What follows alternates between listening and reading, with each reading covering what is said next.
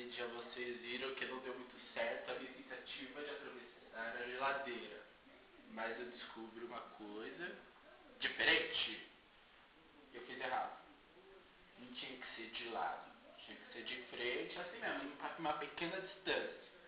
Então vai ser aqui, eu vou tomar um impulso, aqui tem uma degrauzinho aqui perto da pia da minha casa.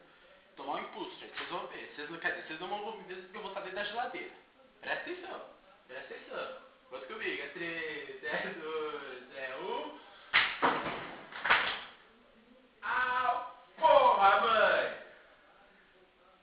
Sua mentirosa! Au! Caramba! Au! Cadê meu braço agora? Merda! Tá o que, senhor dizendo com o médico para me levar lá toda hora? Então, gente, quem me deu a informação era minha mãe mesmo. Mas pelo visto ela tá tipo fudendo